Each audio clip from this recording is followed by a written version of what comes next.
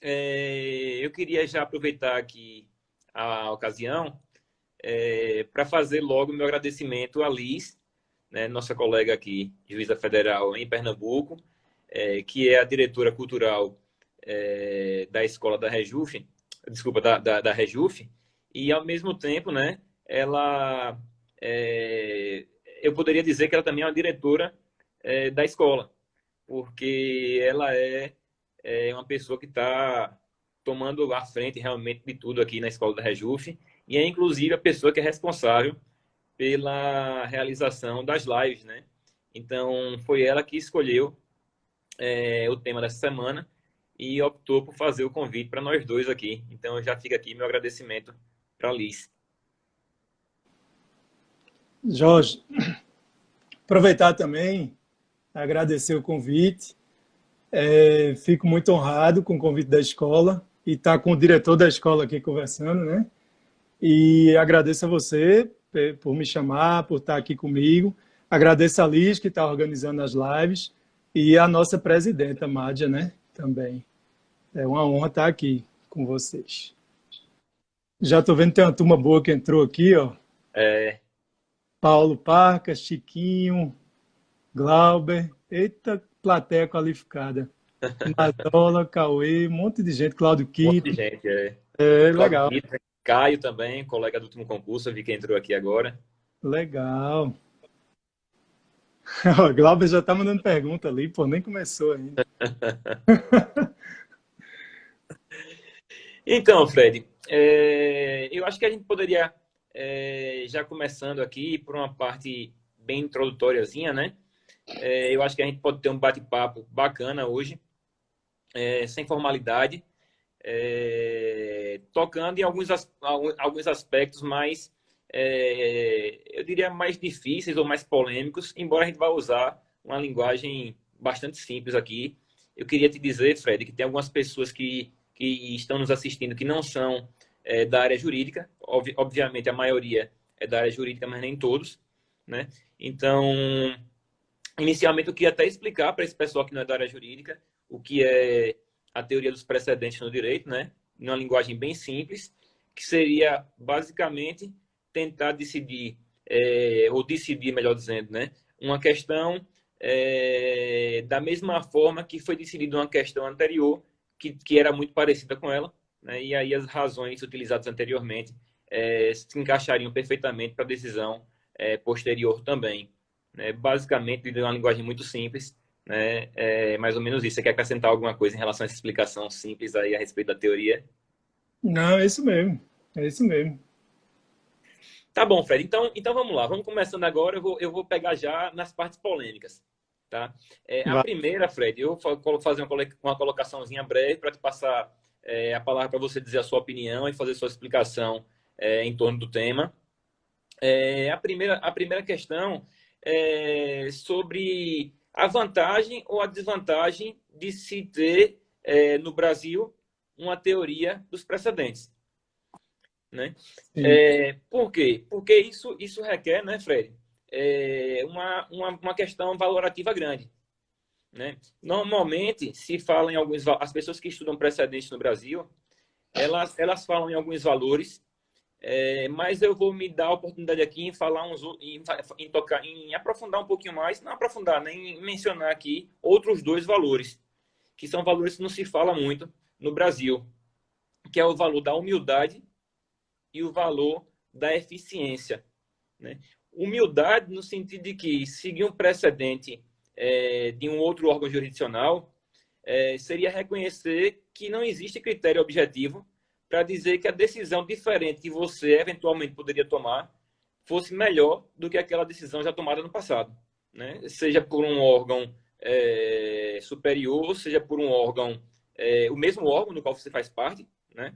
Estou falando aqui dos órgãos colegiados quando mudam a sua composição, ou até falando mais na questão do não do precedente vinculante, mas a questão de se seguir os precedentes já oriundos de outros órgãos jurisdicionais diferentes do seu, né? E o segundo aspecto, que é o aspecto da eficiência, né?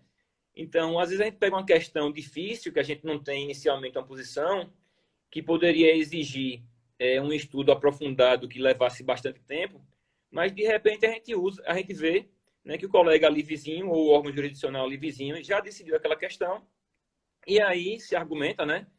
Isso obviamente tem vários contra-argumentos a isso, né? Mas se argumenta que para uma questão de eficiência é muito mais fácil, mais prática se pegar aquela decisão que já foi tomada em relação à questão idêntica ou parecida para se solucionar de uma vez aquele litígio ainda pendente. Eu queria que vocês colocassem aí só algumas considerações suas em relação a esses valores ou outros, para a gente poder colocar aí vantagens e desvantagens da teoria dos precedentes. O que você acha? Jorge, meu amigo, quando a gente fala em precedentes, a gente já pensa no common law, né? Lá, eles têm o respeito aos precedentes, como você colocou aí, por uma questão de humildade e de pragmatismo, né? A gente aqui no Brasil, há pouco que a gente começou, na verdade, já há um tempo em que se preocupa com seguir os precedentes, mas o que se tentou fazer aqui foi uma imposição via lei, né? O CPC veio, previu que os juízes têm que seguir um rol de precedentes vinculantes, e é engraçado porque realmente lá no artigo 927 do CPC ele vai e arrola quais são os casos, né? Se você olhar ali, por exemplo, não há o controle concentrado, não está ali, a DIN, por exemplo, no rol, interessante, né? Mas aqui no Brasil, então, foi meio que uma canetada, não foi uma questão cultural, como no common law, foi uma questão de imposição legal. Isso traz resistência, então tem juízes que resistem, quebra-se um pouco aquela ideia de independência judicial e de livre motivação, que dependendo do sentido que se der, né, a pessoa pode entender que não tem a sua livre motivação ali, porque vai estar vinculada a um precedente, né?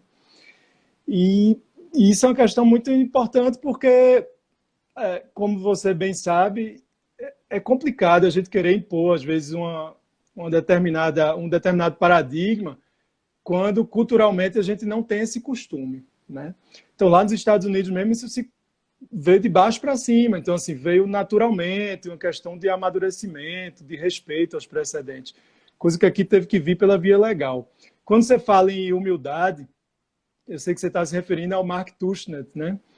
Que nos escritos dele foca muito nos dois aspectos, de humildade e eficiência.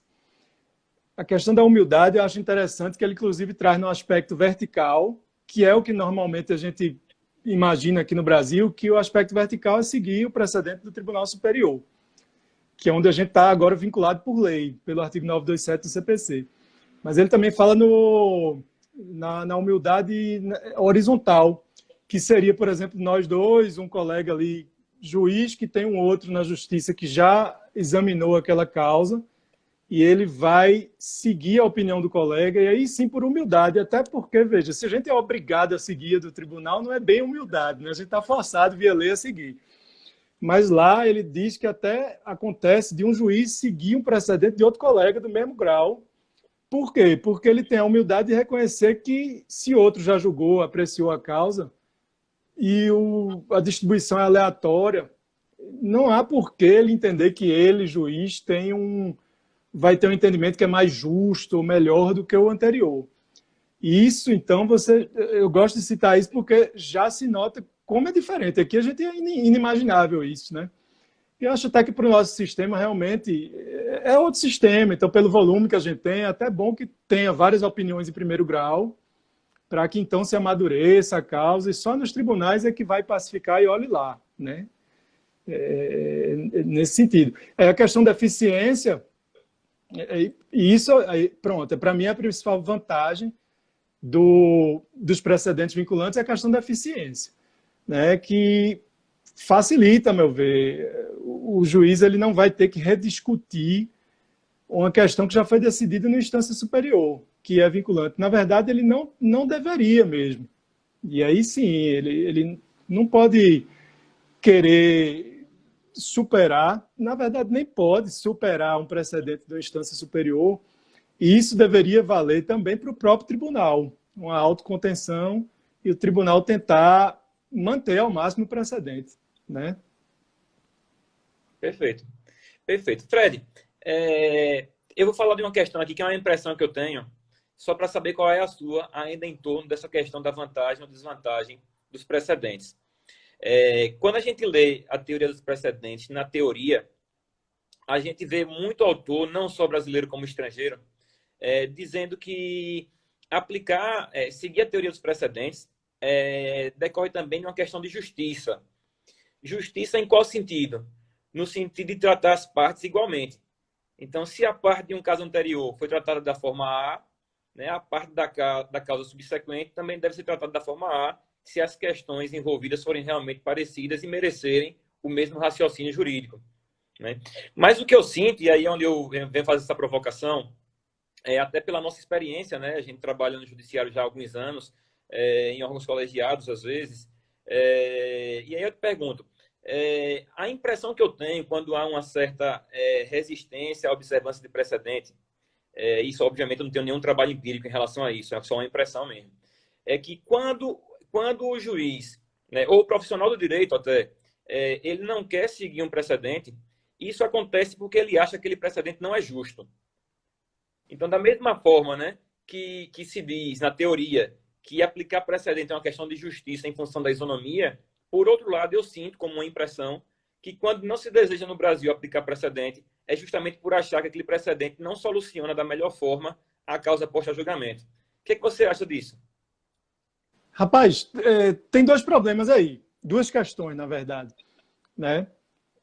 Veja, o Frederic Schauer, né, que você gosta muito, um autor que você gosta muito, eu também gosto muito, que é um grande expoente da doutrina dos precedentes lá nos Estados Unidos, ele aborda essa questão e Schauer, ele é até criticado por alguns por conta disso, porque ele coloca a segurança e a isonomia que o precedente gera acima até da justiça e da correção do precedente. Então, isso aí, para Schauer, no momento em que o juiz, o tribunal, no caso, vai criar o precedente, ele deve, e pensando em Estados Unidos, por exemplo, porque a gente tem que sempre lembrar que ele está escrevendo um sistema de common law. Aqui, quando a gente fala vai criar o precedente, a gente pensa num recurso repetitivo, numa repercussão geral e tal. Mas lá, qualquer caso, em princípio, vai gerar um precedente, né? Em princípio. Então, ele diz que o juiz deve julgar com um olhar prospectivo. Ele deve julgar pensando no futuro, né? Só que, e aí é algo, ele faz uma afirmação radical, né? Ele diz, olha, julgar pensando na justiça do caso concreto gera um precedente ruim. Então, você deve privilegiar. Vê que pensamento pragmático danado. É muito diferente para a gente isso, né? Ele pensa assim, olha, o juiz deve pensar nos casos futuros, nos casos vindouros. O caso presente é de menos. Pô, pensar assim é complicado, né? Então, ele diz textualmente, é melhor fazer uma injustiça no caso concreto e criar uma boa norma para o futuro. O juiz como criador de norma, né? O precedente como norma. E ele fala, né? Cases make bad law. Né? Os casos concretos fazem uma norma ruim. Você tem que sair do concreto para poder tentar criar uma norma ali que seja boa no futuro.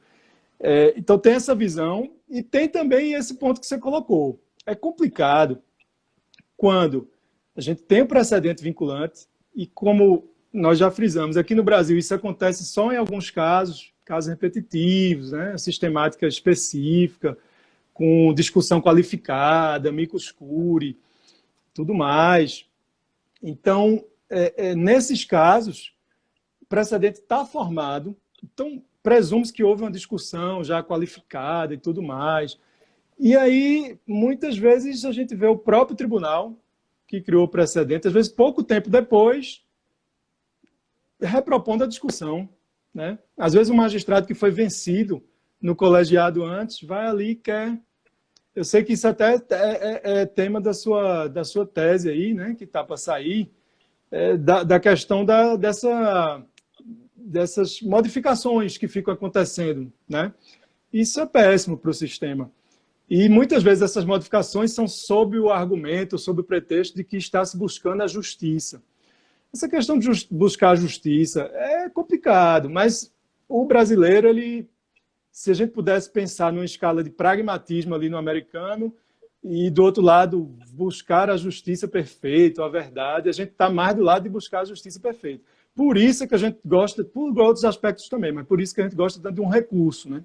A gente acha que com o recurso a decisão vai ficando melhor. Cada recurso vai melhorando. E nem sempre é verdade, às vezes pode até piorar.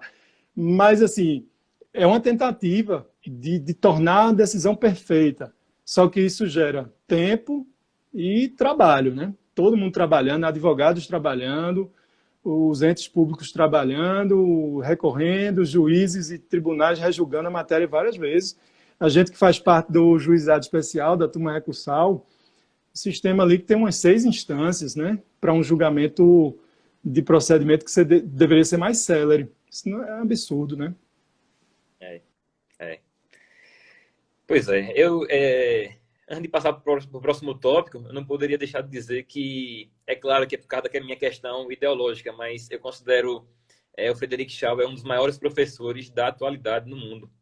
Né? Obviamente, ele é objeto de várias divergências também, claro, né? Como você bem mencionou. Mas, Fred, seguindo o próximo tópico,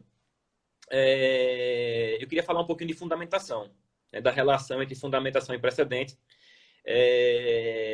que era um tema que eu até não poderia deixar de falar, porque você tem um artigo exatamente desse tema, né? E não é porque a gente está junto aqui nessa live, não, mas vou te dizer, dos artigos que eu já li no Brasil, o que eu achei melhor até agora foi o seu. Obrigado. Melhor, tô falando, se não fosse, eu não ficaria calado, não diria, né? Mas eu tô falando porque realmente eu acho verdade. Porque, você é suspeito, rapaz. Isso acontece, eu acho que, além do seu conhecimento teórico, você foi muito bem quando você relacionou, quer dizer, pelo menos foi a leitura que eu fiz do seu artigo, né? Quando você fez uma relação entre a teoria e a prática, né? Eu acho que você ficou preocupado com isso, eu acho. Se eu estiver errado, você vai me esclarecer já. Mas eu vou te dar uma provocadazinha em relação a esse tema, Fred. No CPC, e agora ele foi repetido no CPP, eu sei que você estuda muito processo civil, no meu caso eu já estudo mais o processo penal, pelo menos na linha acadêmica, mas o CPP agora no pacote anticrime, ele reproduziu basicamente a norma do CPC, né, em relação à fundamentação das decisões judiciais e inclusive na questão dos precedentes, né, dizendo que quando as partes citarem precedentes, o juiz, para não aplicá-lo, vai ter que fazer lá o distinguishing, né, mostrar que a situação é diferente, falando de forma mais simples, e que quando ele aplicar o precedente, ele vai ter que ser expresso em dizer qual é a relação que tem aquele precedente que ele está citando com a causa que ele está julgando, né? Mas aí, Fred, tem algumas coisas que me preocupam em relação a isso, e eu estou até agora no mutirão no tribunal, que eu estou pegando só causas penais, né? E eu tenho visto que ainda é costume, não é só da turma recursal da qual a gente faz parte na origem, mas é um costume ainda muito comum no Brasil, uma citação, eu diria, desenfreada de jurisprudência, né? Uma série de emendas, uma atrás da outra, né? Assim decidiram os tribunais, aí vem lá aquele monte de julgado. E aí eu fico pensando, a própria parte, muitas vezes, na maioria das vezes eu diria, ela não se desincumbe de um ônus argumentativo que vai fazer aquilo que a legislação está exigindo para o juiz, né? E, por exemplo, em muitos casos criminais eu tenho lá a citação de 10 julgados, né? Então a gente tem que ir lá de um por um. Muitas vezes, eu tenho visto, inclusive na área criminal, que os julgados são de 2008, 2010, não existia nem precedente vinculante ainda naquela época. Julgado de turma, quase sempre, oriundo de turma, que não forma precedente obrigatório, né? E aí acontece, eu começo a ficar com aquela sensação de que a gente está perdendo muito tempo, né? Como o nosso tema é precedentes e efetividade ou eficiência da jurisdição, eu acho que a questão da fundamentação tem total relação com o objeto da nossa conversa aqui. E você, como eu falei, né, é a pessoa que, na minha visão, escreveu da melhor forma até agora isso no Brasil. Então, o que você consideraria em relação a essa questão? Então, Jorge, olha, eu tenho uma opinião sobre isso. Eu acho, primeiro, isso, na verdade, nem estava lá especificamente muito no artigo, mas vou aproveitar para falar isso. Eu acho que a argumentação no Brasil, tanto a argumentação falando dos advogados argumentando, né, quanto as fundamentações das decisões judiciais, eu acho que muitas vezes a gente foca no aspecto jurídico e esquece o aspecto fático, que é tão ou mais importante, né? Quando você fala que, olha, o pessoal fica jogando um monte de jurisprudência, e às vezes fazem isso mesmo, vem páginas de jurisprudência. Mas, amigo, como é que você conecta essa jurisprudência com o seu caso prático, né? Com o seu caso concreto? Faça a ligação dos fatos, jogar as emendas lá não faz isso por si, né? Você tem que colocar seus fatos e fazer aquele cotejo, né? Eu percebi isso estudando, quando eu fui estudar a razoável duração do processo e fiz um estudo tanto dos julgados da Corte Interamericana de Direitos Humanos com a Corte Europeia de Direitos Humanos. E eu notei uma diferença assim, muito grande de como se fundamenta a decisão.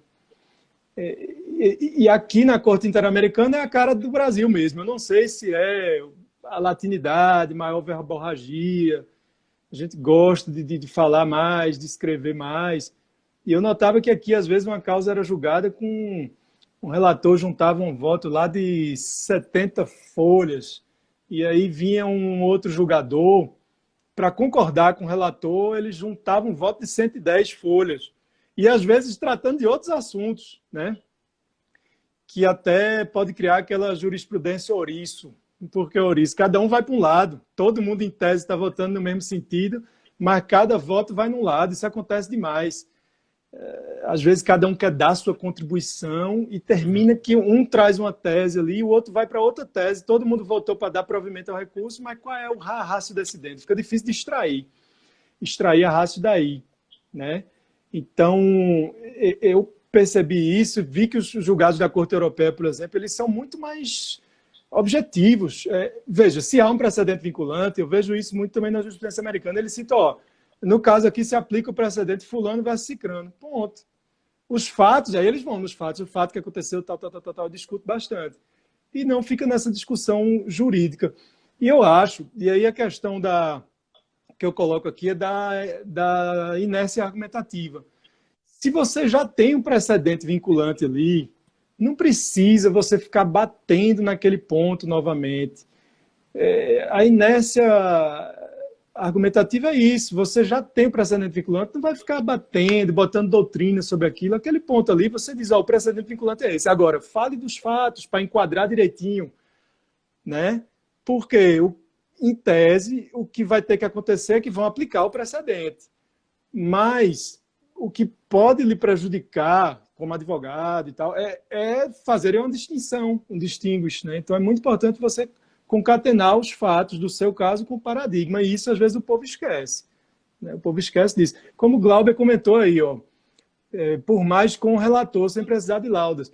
A gente sabe que, às vezes, veja, a gente tem que ver o caso concreto. Às vezes, com o relator ali, o cara poderia fazer um acréscimo bacana, né? Mas, às vezes, a gente quer crescer só para dizer que contribuiu alguma coisa, quando um bom com-relator até facilitaria no futuro para saber qual é a ratio decidente. O Becklaut aí, amigão também, professor, lembrou que a tese do Jaldemir é sobre isso. O Jaldemir Ataíde tem um livro, a tese dele, pela Juruá, sobre esse aspecto também, da inércia argumentativa, né? E isso ajuda, desculpa que eu estou falando muito, se eu tiver, tu me corta. Não, que isso, não, fica à vontade aí. Que eu vou me empolgando, né? Eu vou tentar me controlar, mas aí o meu artigo foca mais na questão da eficiência. Então, assim, da desnecessidade de você ficar reargumentando aquilo tudo se já está lá decidido como precedente vinculante. Não, mas a gente tem que tentar, enfim, verificar se não é o caso de superar. Eu acho assim, superação, overruling, tem que ser bem parcimonioso. É só quando houver alguma alteração normativa, claro, ou alguma alteração cultural, social, econômica, política, de monta. E não como a gente vê acontecer, que é a tua tese. Eu estou chovendo no molhado, mas estou falando o que tu sabe aí muito mais. Tem exemplos práticos, certamente, sobre isso, né, no teu livro que vai sair. Que, às vezes, em curto período de tempo, a jurisprudência fica aquela jurisprudência ping-pong ali, vai para um lado, vai para o outro, né? Isso traz uma insegurança danada. Por maior justiça que isso pudesse trazer, Não é o caso. O precedente ele é feito para durar pelo menos um pouquinho. Não é para engessar, mas se decidiu aquilo, principalmente para nós que temos um procedimento especial para criar procedente vinculante, quando criou, a lei respeita um tempo, só depois que tem que tentar mudar, né? É assim que eu acho. Até foi interessante tocar nesse assunto. Eu acho até que, eu não sei se foi exatamente esse motivo, mas eu acho que quando o Liz nos convidou, ou ela teve a ideia de nos convidar para falar sobre esse tema, talvez isso tenha decorrido de um debate que nós tivemos lá no grupo dos juízes federais aqui de Pernambuco, quando eu mencionei, é claro que eu estava generalizando, né, que os juízes não gostam de cumprir precedentes, e você lembra disso? Ah, lembro. Aí disse, mas você tem essa impressão mesmo, que a sua impressão era contrária, né? E na hora eu nem mencionei isso, mas esse aspecto que você falou agora, Fred, é importante. Porque, veja, você já foi da TNU, né? Eu não sei se Poli está nos assistindo agora, mas Poliana está na TNU agora, que é a turma de uniformização de jurisprudência no âmbito nacional dos juizados federais, né? Para quem não conhece. Mas, por exemplo, eu tive a impressão que nos últimos anos, a gente aqui embaixo na turma recursal, a gente teve um aumento de trabalho grande em função de adequação. O que isso quer dizer, né? O processo, a gente julgava de uma determinada maneira e depois se percebeu que o precedente superior estava no sentido contrário e aí a gente tem que adequar o nosso julgamento ao entendimento atual, ao precedente atual. Só, Fred, que isso aconteceu muito em função, eu não chamo de superação do precedente, eu chamo isso em função da alteração de precedente. Para mim, superação é aquilo que você falou. Existem critériozinhos específicos que autorizam a superação do precedente. O que acontece? A gente, na minha impressão, né? É claro que eu não tenho nenhum trabalho empírico sobre isso, da mesma forma que eu já falei antes. A gente está num bate-papo aqui mais informal. Mas a impressão que eu tenho é que quando a TNU vai mudando os seus componentes, né? Os subsequentes começam a perceber que não concordavam muito com as posições tomadas pelos anteriores. E começam, aí eu volto a dizer, não a superar, mas sim a alterar os entendimentos. E isso, para a eficiência, me parece muito ruim. Né? Independentemente de outras questões que giram em torno da teoria do precedente, isso, para mim, me parece muito ruim, porque o trabalho que estava feito de acordo com a norma da época, que era aquele precedente da composição anterior, ela volta para mudar a decisão, porque a composição posterior entendeu de uma forma diferente e mudou o entendimento que antes estava consolidado. Né? Você pensa assim também nisso? Esse era um dos motivos, Fred, que, não só esse, mas esse era um dos motivos que me levaram a dizer que o juiz, no geral, não chega a seguir muito precedente no Brasil, não. Pelo menos com aquela ideia mais profunda do direito do common law. Jorge, não, aí é o debate do copo meio cheio com o copo meio vazio, né? Na verdade. A gente tem um pensamento muito parecido em se tratando de precedentes. A experiência da TNU realmente é muito tentador. A pessoa que estava lá sempre seguindo os precedentes, aí você chega na TNU. Aí você pode dizer, opa, agora eu vou dar meus votos aqui do jeito que eu entendo. Qual é o problema? O mandato da TNU é de 2 anos, né? Então, são 10 juízes. Então, há uma rotatividade muito grande. Num tribunal desse, veja, se até nos tribunais onde a gente tem vitaliciedade se altera demais aqui no Brasil, né? Imagina num tribunal que tem 10 membros com uma rotatividade de 2 em 2 anos. Isso aí, se o pessoal não tiver essa autocontenção aí de seguir os precedentes com os quais ele pessoalmente pode não concordar, isso vai gerar uma loteria mesmo, né? Vai gerar uma loteria porque cada um vai chegar e vai ficar mudando o tempo todo. E se é uma turma de uniformização, a ideia é que crie precedente e que também perdure. Então, por isso que eu concordo contigo. E eu via esse problema sim, certo? E é tentador mesmo, né? É difícil, não é fácil, não é da nossa cultura. A gente tem que se acostumar com isso, dizer, olha, cheguei lá, não é para eu chegar mudando tudo, o objetivo não é eu chegar e impor minha vontade, é ter a humildade, como o Tushnet diz, de seguir o que está já pacificado, até porque, cara, aqui no Brasil, o que não falta, a gente brinca que a gente não morre de tédio no Brasil, né? E na justiça, então, todo dia tem casos novos chegando. O cara não precisa estar, se ele quer trazer a contribuição dele, traz nos casos novos, não precisa ele estar reinventando o que os colegas já apreciaram. isso só traz mais insegurança. Tem uma coisa que você sempre bateu muito, e com que eu concordo muito, que eu já aproveito para falar aqui, que é a questão da sobreposição de instâncias, tratando da mesma matéria que a gente tem no Brasil, né? Então, a gente tem em se tratando de juizado, por exemplo, a gente tem uma turma regional, que é para uniformizar regionalmente, aí vai para a TNU, aí uniformizar nacionalmente. Só que da TNU consegue se levar para o STJ. E aí já é uma bronca, porque são dois órgãos nacionais com poder de uniformização. Embora nem tudo você consiga levar para o STJ. Então já cria coisas que o STJ vai rever, coisas que ele não vai. E além disso, você ainda consegue levar para o STF. Só que todo esse percurso aí, às vezes, demora anos, né? Então, vai lá, a gente está seguindo o que a TNU decide. Então, até para o juiz que quer seguir o precedente é complicado. Ele está lá seguindo o que a TNU decide. É como tu falaste. O STJ vai e muda tudo. Vai voltar para adequação. Mas, eventualmente, pode-se entrar com recurso extraordinário e o STF alterar tudo. E veja, por exemplo, eu me lembro do caso de a desaposentação, né? A TNU negava a desaposentação, o STJ o STF entendia que a matéria nem era de lá, aí o STJ deu, depois foi para o STF tirou, então vai de um jeito, vai para o outro lado, volta, né? A questão interessante também é daqueles 25% do adicional de aposentadoria por invalidez, né? Pronto, isso aí, sempre que chegava no STF, ele dizia, não, isso é ofensa reflexa, isso aí é questão de lei, que é mesmo, né? Aí ele não apreciava, sempre se negava tudo, né? No primeiro grau os juízes negavam e tal. Até que chegou na TNU e a TNU deu, né? E o STJ deu também, confirmou, até contra as expectativas, ele confirmou. Aí o STF pegou e não, suspendeu tudo e agora eu vou analisar. Quer dizer, era uma coisa que ele entendia que não era matéria constitucional, de repente, mais por uma questão muito pragmática, né, política, ele entendeu que era. Então é algo que fica bem inseguro, né? E termina deixando o sistema muito, muito complexo, né, Fred? Eu sempre falo isso, né? Já tem algum tempo que eu penso muito mais em tentar descobrir qual é a regra do precedente a aplicar do que pensar naquilo que eu acho correto. Né? Eu sei que para o brasileiro isso é um pouco chocante, porque não é da nossa cultura. Eu acho que ainda não é da nossa cultura. Mas a missão de descobrir qual o precedente a aplicar não é uma missão fácil, não. É uma missão bastante difícil por causa disso tudo que você colocou agora, né?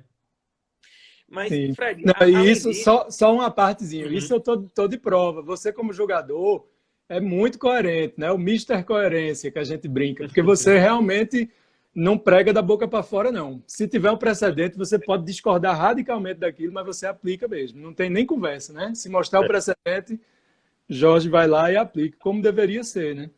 E é muito difícil ter essa postura. Eu até ressalvo, né? Muitas vezes eu ressalvo minha opinião, dizendo que eu não concordo, mas eu realmente sigo.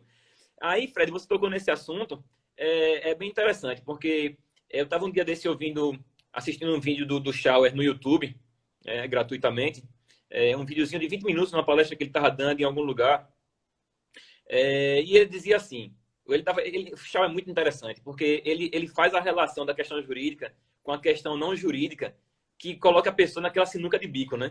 Aí ele dizia bem assim, olha, aqui nos Estados Unidos, aqui na Virgínia, né, que é o lugar onde ele dá aula lá na Universidade da Virgínia, a gente tem uma regra que diz que o canibalismo é proibido. Não sei se você já viu esse exemplo do Schauer. Não, vi não. Aí é bem interessante. Ele fala bem assim, bom, existe a regra. Ninguém vai cometer canibalismo porque existe a regra. Mas essa regra, ela não importa. A importância dela é muito, muito diminuta. Por que é diminuta? Porque, aí ele até brinca, né? Vou até falar por mim, não sei por vocês, né? Se essa regra for modificada, eu vou continuar a não cometer o canibalismo. Né? Porque é uma questão cultural. Está na cultura do povo norte-americano não ser canibal. Né? A regra, ela importa, e aí ele fala do precedente, mas também da regra oriunda da lei. Né? A regra, ela importa muito mais quando com ela você não concorda. Quando você concorda, você já seguiria a regra de toda forma, independentemente dela ser uma regra ou não. Né? Então, quando ele dá o exemplo do canibalismo, ele diz, veja, Agora vamos fazer um mutatis mutandis e ir para a regra jurídica. Se você concorda com a regra, não precisa nem do precedente. Você já vai seguir a regra de todo jeito. O precedente, ele importa quando com ele você não concorda. Isso. Você tem toda a razão. Aliás, ele, né? Ele. É por aí mesmo. É muito fácil, né? Eu pegar. E é o que o povo gostava de fazer, por exemplo. A gente sabe que, às vezes, a gente encontra jurisprudência para todos os sentidos. Então, o pessoal vai, aí o sentido que eu acho correto, eu vou e boto uma penca de emendas lá. Mas, na verdade, eu sei que tem um monte de emendas, às vezes, do mesmo tribunal, no outro sentido. Aí eu omito. Até julgador faz isso, às vezes. Não deve, né? O caso que eu estava pegando hoje, Fred, é exatamente isso. O recorrente era o Ministério Público, ele citava vários julgados, eu não chamo nem de precedente, mas tudo bem, é precedente também. Vários julgados que realmente estavam de acordo com a tese dele, né? E, evidentemente, o apelado, né, que tinha sido absolvido na primeira instância, juntava vários outros precedentes, também de tribunais superiores, né? No sentido exatamente contrário, porque são julgados de órgão fracionário, né, de turma, né, que muitas vezes não se conversam, ou, na verdade, muitas vezes mesmo, não se conversam entre si, né? E no caso concreto que eu estava pegando, na verdade, não existia nenhum precedente oriundo da dissessão do STJ ou do plenário do STF, né? O que causava uma dificuldade realmente grande. Mas, Fred, ainda falando um pouquinho de fundamentação, eu vou lhe provocar mais. Sim. Porque a gente sabe da ideia crescente no Brasil da necessidade de fundamentação das decisões judiciais. Mas veja, você sabe, tanto quanto eu, que pelo menos da origem do common law, a ideia de precedente é que se aplique o mesmo raciocínio jurídico, não a uma causa igual. Pode ser uma causa igual, mas geralmente isso vai ser importante para uma causa parecida, né, que justifique a aplicação desse mesmo raciocínio. Por quê? Porque, pelo menos nos Estados Unidos, dificilmente você vai ter causa exatamente igual. Porque se já resolveu uma vez, provavelmente não vai para o judiciário novamente isso. Pode eventualmente ir, mas geralmente não vai, né? No Brasil, Fred, talvez a gente tenha um problema grande, prático. Porque isso daí até o Jorge Abbott escreveu um dia desse, saiu um artigo dele sobre isso. No Brasil, a gente tem usado, se bem que o Jorge Abbott é crítico ao sistema de precedentes, né? Ele é meio contrário. Né? Ele já chegou até a dizer que é inconstitucional, eu realmente não concordo. Mas a colocação que ele faz é bem interessante. Ele diz assim, olha, precedente no Brasil está sendo utilizado para causa repetitiva. E aí, Fred, se ele tiver razão, e eu estou lhe provocando em relação a isso, se a gente usar o precedente no Brasil mais para facilitar, né, o julgamento de causa repetitiva, aí eu te pergunto, a gente precisa dessa fundamentação toda mesmo? Você já deu uma pincelada anteriormente, né? Mas se a causa é exatamente igual, uma questão exclusivamente de direito, né? Por exemplo, uma correção de um índice X aí, né? Aí lá o CPC está dizendo que a gente tem que fazer lá aquela relação entre os fatos concretos da causa e o precedente que a gente está citando. Mas veja, a causa é uma causa lá que tem 1000 iguais, né, em determinada vara, né? Questão só de direito, não tem basicamente fato a analisar. E a gente precisa desse trabalho todo mesmo. Pois é, Jorge, olha, é algo cultural também. Aqui não se aceita. Se eu pegar e botar lá, trata-se do caso do adicional de 25%. O STJ já julgou isso, portanto, concedo. Publique-se em times. Vão circular no WhatsApp, vão detonar a sentença do juiz que fizer isso. Cadê a fundamentação? Decidiu numa frase só. Eu já vi julgados lá nos Estados Unidos, era até o caso da Petrobras, eu me recordo, aquele caso dos acionistas da Petrobras, que é um caso assim bilionário, e decidia-se num parágrafo. Já tem precedente sobre isso, tal, pronto, aplica o precedente tal e tal. E a gente não, a gente gosta mesmo, e a gente não vê com bons olhos, não. Se o juiz fizer algo muito sucinto, o pessoal acha que... Veja, eu não estou defendendo que seja feito algo mal feito, não, para ficar claro. Para ficar... A questão é ser preciso, né? Não ser prolixo. Prolixidade não é bom. Excesso de verborragia, de doutrina e tal, isso não acrescenta, né? E, sinceramente, acho que às vezes bastaria uma coisa menor, né? E como tu estás dizendo, essa questão que tu colocou é bem interessante. Aqui a concepção é outra, cara. realmente a gente tem usado o sistema de precedentes, que se você for comparar o nosso sistema com o sistema americano, são outros problemas, né? Na verdade, eles têm poucos problemas e a gente tem muitos. Então, assim, o nosso problema é essa enxurrada de processos. Então, o precedente, a gente inicialmente está pensando nisso, né? Em resolver esses processos repetitivos. E veja que mesmo nisso é difícil da galera querer seguir, né? Às vezes, o precedente. Então, é outra ótica, né? É um lugar... Eu lembro um amigo falando que na Alemanha, uma causa tributária, quando se decide, o judiciário decidiu e transitou tal, não precisa nem ser a Suprema Corte, não. O governo pega e ele vai depositar o dinheiro na conta de todo mundo, sem precisar ninguém nem pedir, nem administrativamente. O governo vai e deposita na conta. A gente não cobrou errado, a gente deposita na conta. Aqui você vai ter que pedir administrativamente, entrar na justiça, passar por uma via crucis, né?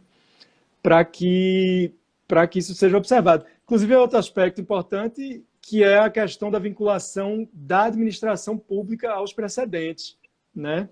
No CPC, lá no artigo que fala de IRDR, incluiu-se um parágrafo falando, né, que a administração pública, as agências fiscalizariam se a administração pública está seguindo os precedentes vinculantes. Mas até isso se discute a constitucionalidade disso, porque você estaria vinculando a administração e vedando o acesso à justiça e tal.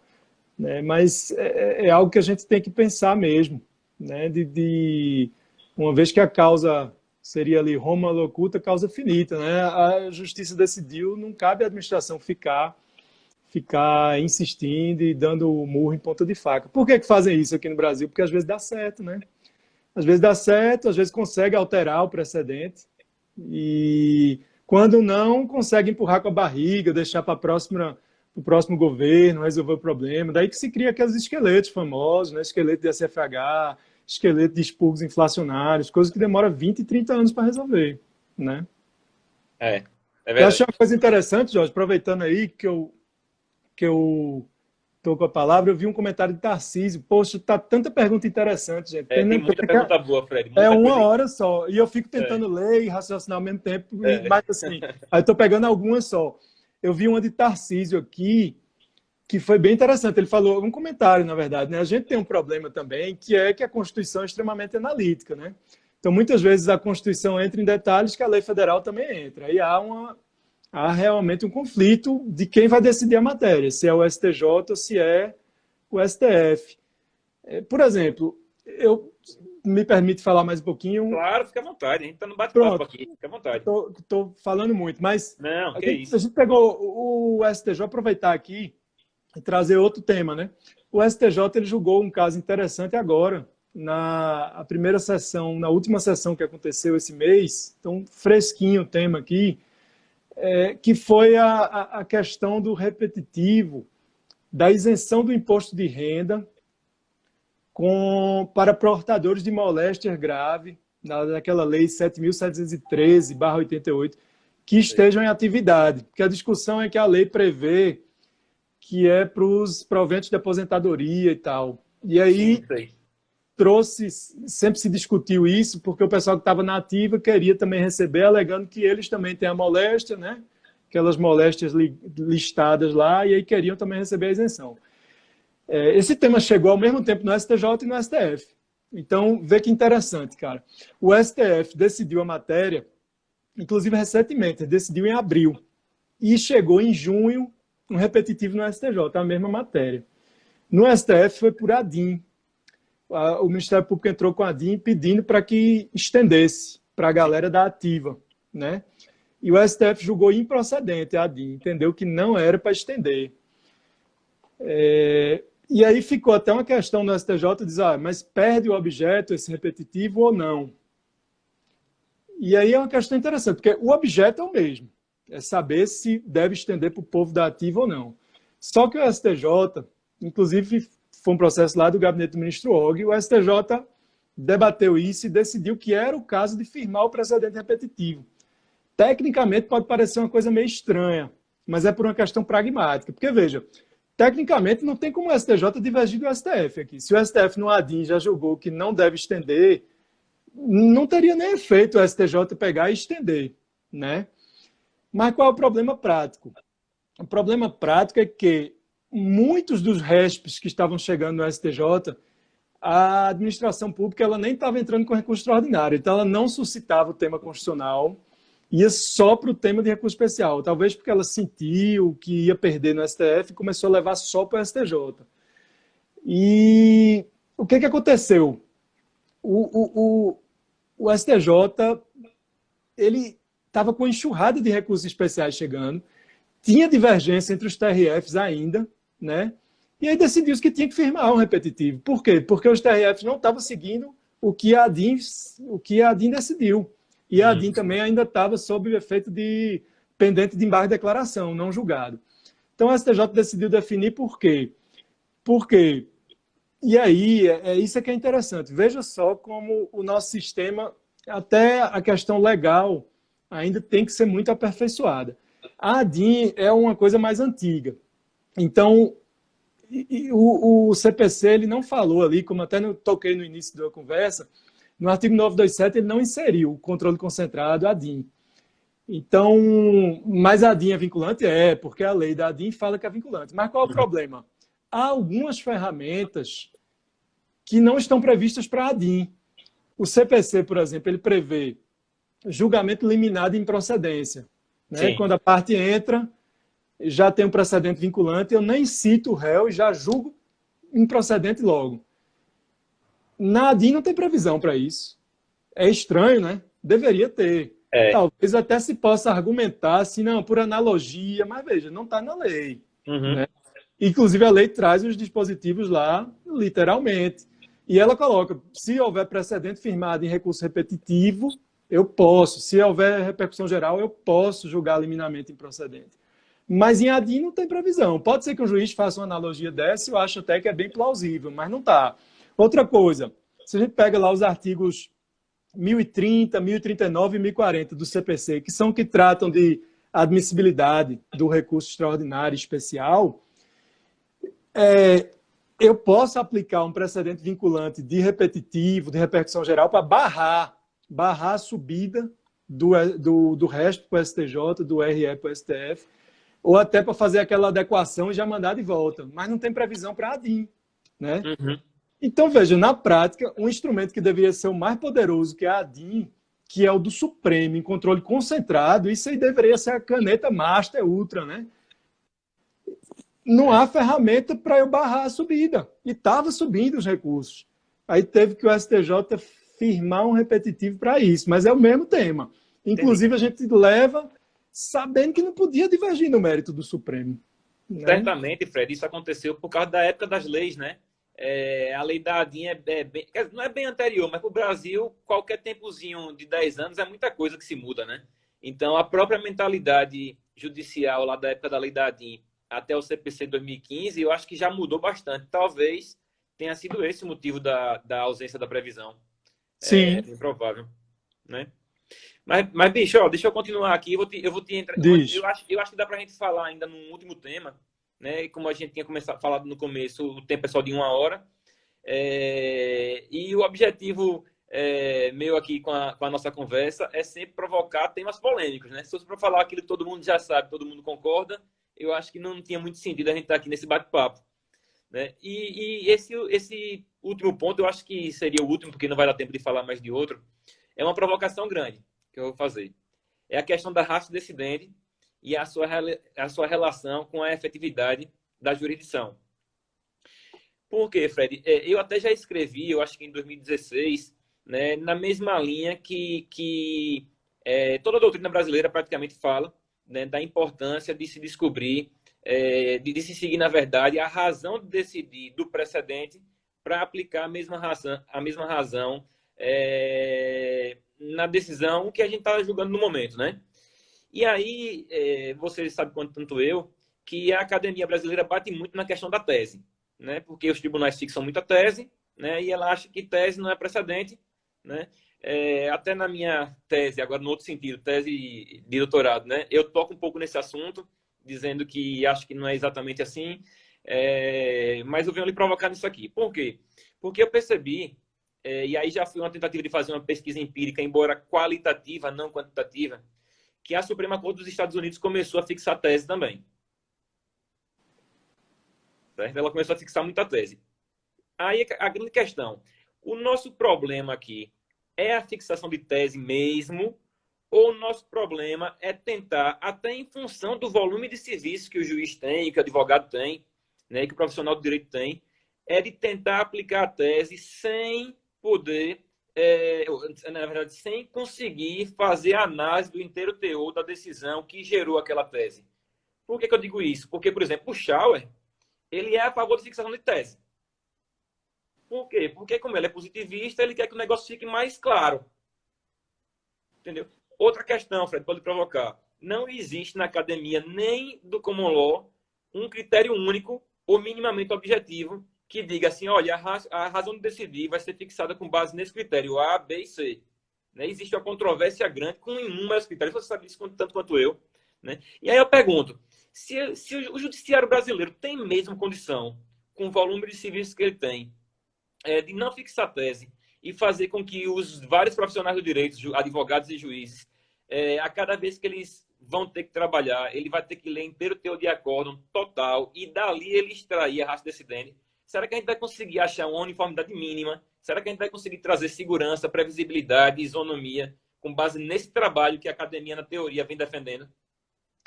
Jorge, é excelente ponderação tua, cara. Isso aí precisa muito ser objeto de reflexão.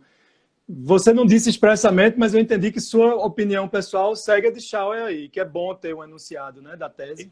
Eu acho. Eu acho que ele por si só não é suficiente, mas eu acho que ele é importante. Entendi.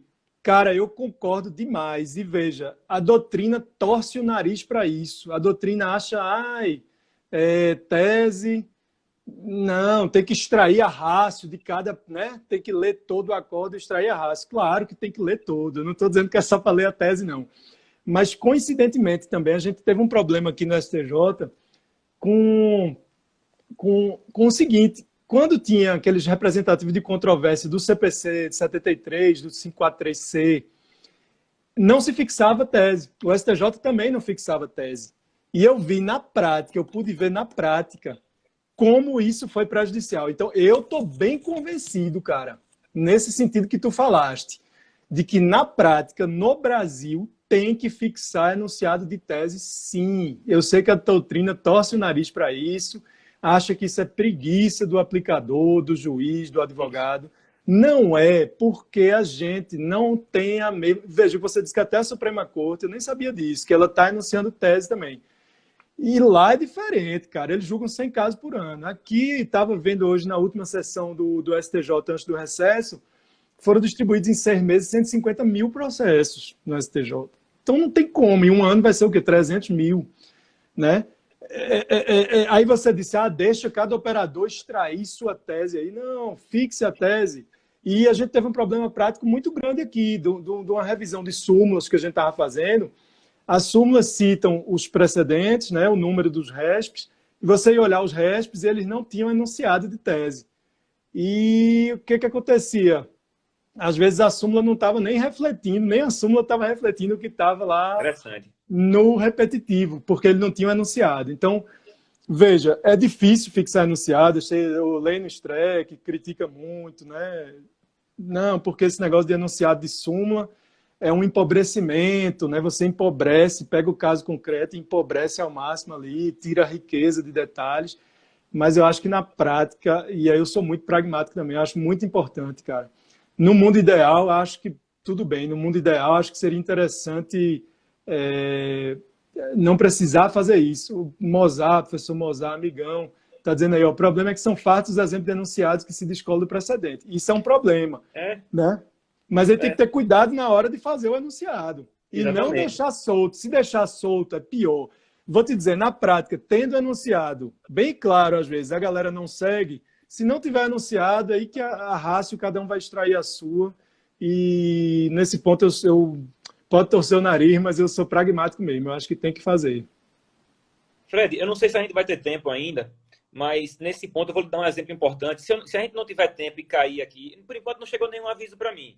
Mas se cair, eu já deixo meu agradecimento a todas aquelas pessoas que estavam nos assistindo aqui. Para a gente foi uma honra ter a presença de todos, né? Várias pessoas, vários colegas, vários profissionais do direito, vários professores, e também algumas pessoas que não são da área jurídica. Eu agradeço a todos. Mas, Fred, em relação a esse assunto, veja que interessante. No ano passado, eu dei um curso pela Infam para 40 juízes. E preocupado com essa questão, eu peguei uma decisão do STF, que era um acórdão de um pouco mais de 100 páginas, né?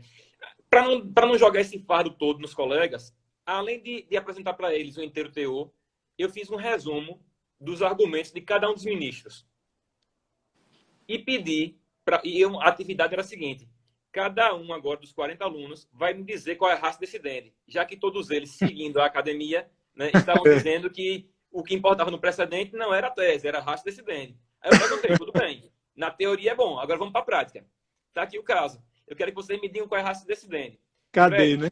Eles podiam, veja que curioso, eles podiam ver a resposta, o segundo podia ver a resposta do primeiro, o terceiro já via do segundo e do primeiro, e assim sucessivamente. Imagine se não pudesse. A uniformidade foi mínima, Fred. Mínima, mínima. A gente tinha resposta para todo jeito que você imaginar. A gente tem 2 minutos, Fred. Eu vou lhe devolver a palavra para você poder fazer suas considerações finais aí e encerrar, tá certo? Mais uma vez, deixo meu agradecimento aqui a você, a Liz, a Mádia e a todos os colegas que estavam amigos e colegas que estavam nos assistindo, viu? Olha, Jorge, estou vendo aqui o Bolorini, que é colega juiz federal lá do Rio de Janeiro, colega do TNU também. Ele diz assim que está uma segunda parte, acho que vale a pena, é um tema de muita relevância. Eu tenho certeza que Jorge topa, eu topo também. Para mim é um prazer. Se quiserem chamar de novo, a gente está aí. Tem material para a gente falar horas aqui, né? Eu e Jorge, a gente adora conversar sobre isso, mesmo informalmente, e acho que foi muito bacana.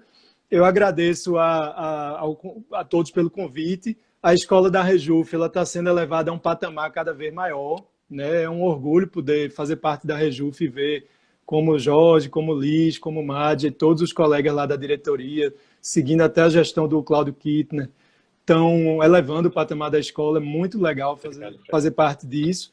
E foi um prazer para mim, cara. E o que tu falou, para mim, é um exemplo de jurisprudência ouriço, né? Cada um faz um voto gigante em um sentido. Como é que a gente vai extrair uma rácio disso?